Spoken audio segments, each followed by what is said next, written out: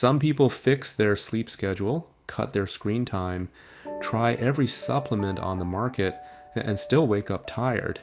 The schedule was never the problem. I am Mr. Shu. I read the classical Chinese system of BaZi and Feng Shui for a living, and I apply it to the questions people actually care about. No vague monthly forecasts, no items to purchase, just the system, applied honestly. The bedroom is not just where you sleep. In classical Feng Shui, it is the single most energetically significant space in any home. The reason is straightforward. You spend more consecutive, unguarded hours in that room than anywhere else. Your body is still. Your defenses are down. Whatever energy is in that room has 8 hours every night to work on you. Most people spend their energy on the living room, the kitchen, the office. They decorate, they rearrange, they think about what feels good to look at. The bedroom gets a mattress and a phone charger. The classical system says that is exactly backwards. There are 3 layers to how the bedroom affects you. The position of the room within the home, the position of your bed within the room, and what is energetically active in that space based on the current period. Most people get all 3 wrong without knowing it. And the reason they do not notice is that the effects are slow. They do not arrive as a sudden event, they accumulate. Fatigue that does not resolve, a mental fog that lifts when you travel, a restlessness that has no obvious source. These are not personality traits. In classical Feng Shui, these are often environmental signatures. The first thing to understand is what makes a bedroom dangerous, and it is not what most people assume. The most common bedroom problem in classical Feng Shui is not the direction the bed faces. It is where the door is relative to where you sleep. This comes from form school, one of the oldest branches of classical Feng Shui. Form school is concerned with physical structure, where things are positioned relative to each other, how energy moves through a space, and what that movement does to the people living inside it. The principle is this: when you sleep, the door to the room is the primary entry point for qi, for energy. If your bed is positioned so that your feet point directly at the door, or so that the door opens directly into your line of sight while you are lying down, the classical system considers this a structural problem. The reasoning is not mystical, it is architectural logic applied to sleep physiology. A body that can sense an entry point remains partially alert. You are not fully recovering. The nervous system is not fully at rest. You are sleeping in a position of low-level vigilance every night for years. In Chinese, this is sometimes called chong, meaning a direct rush or conflict. The idea that energy entering a space collides directly with whatever is in its path. The bed in that position is in the collision line. The fix is straightforward. The bed should not face the door directly. You should be able to see the door from the bed, which gives the subconscious a sense of control, but the door should not open straight into your feet or into your direct line of sight. This one shift in practice is reported by many people as having an immediate effect on sleep depth, not because the energy changed overnight, because the structural problem has been removed. If you share a bedroom with a partner, the same principle applies to both people. The one sleeping in the more exposed position, closer to the door or with a clearer direct line to it, tends to carry the heavier effect. Most people who struggle with chronic light sleep or morning fatigue have never considered where the door is relative to their bed. They have tried everything except the layout. The door and bed relationship is one layer.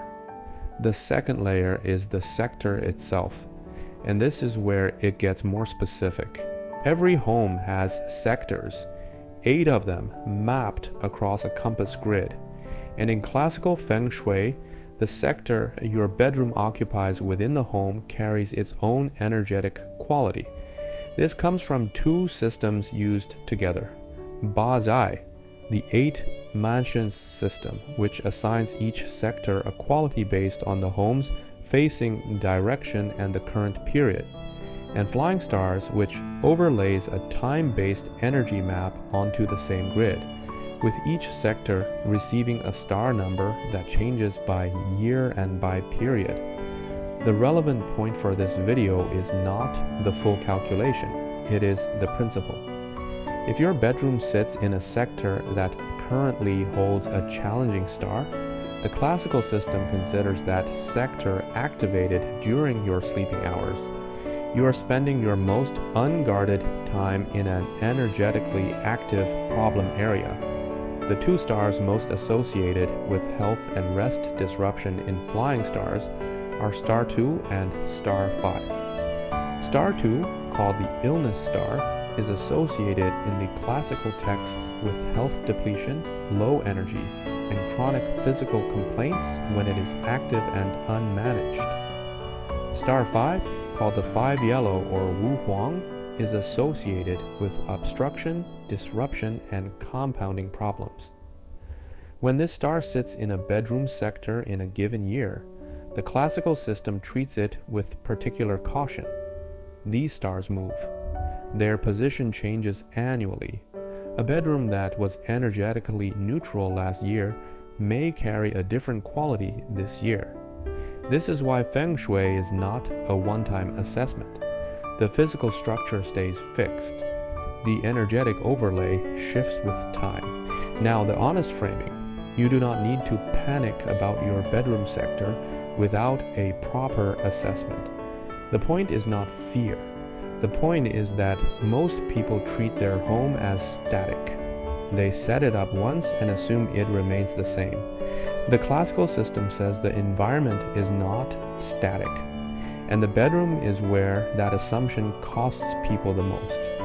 If you have been sleeping well for years and suddenly, in the past 12 months, as something has shifted, that shift may not be purely circumstantial. The energetic landscape of your home has changed around you. The question worth asking is not, what is wrong with me? It is whether the space I'm recovering in is actually helping me recover. There is one more layer, and this one is personal. Ba Zhai, the 8 mansions system, assigns every person a qua number. This number is calculated from your birth year and gender, and it determines which directions are personally favorable or unfavorable for you. For sleep specifically, the classical system recommends that your head points toward one of your 4 favorable directions when you sleep. The most important of these for health and rest is called Tianyi, the heavenly doctor direction.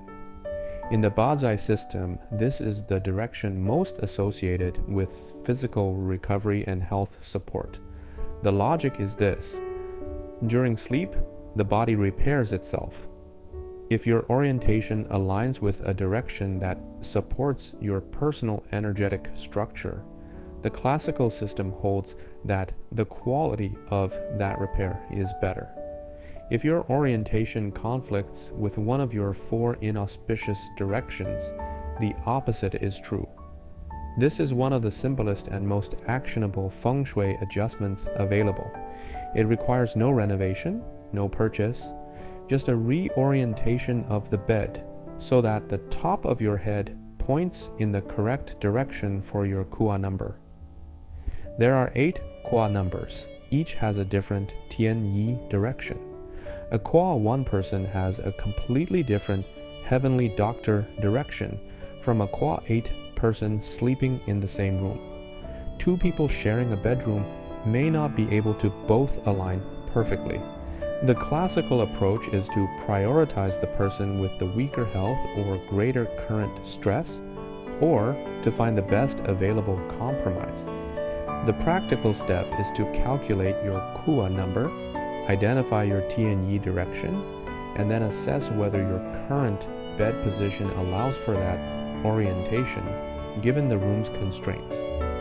Many people who do this for the first time discover their head has been pointing directly at one of their inauspicious directions for years, not dramatically, just quietly misaligned night after night. The classical system does not say this causes illness.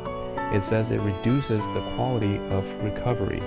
Over a long period, reduced recovery compounds, and what feels like a personality trait, difficulty thinking clearly, persistent low energy, the sense that rest never quite restores, can sometimes be traced to something this structural and this correctable.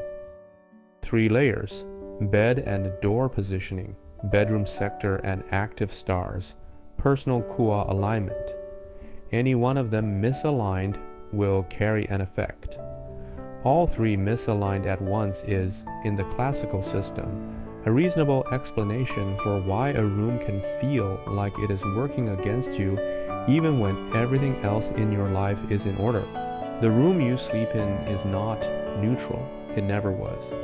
The classical system has been making this argument for over 1,000 years, not because it is mystical, because the people who built these systems understood that environment shapes a biology before biology shapes awareness.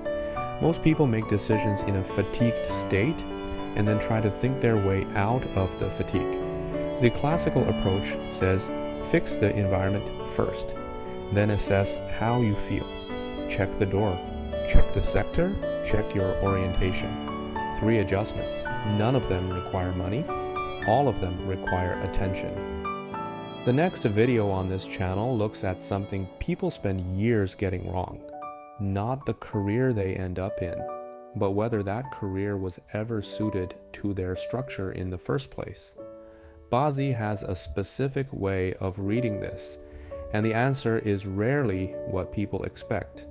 If that question is one you have been sitting with, subscribing means you will not miss it. If you want to catch that when it drops, subscribe on YouTube. That is where every full episode goes first. Subscribing means it comes straight to you rather than you having to find it. If you spend more time on TikTok than YouTube, I post everything there as well, full videos and shorter cuts. The link is in the description. If this episode gave you something useful, a like helps more people find this kind of content. The algorithm surfaces it to the people who would benefit most from it. That is the only reason I ask. I am Mr. Shu. I will see you in the next one.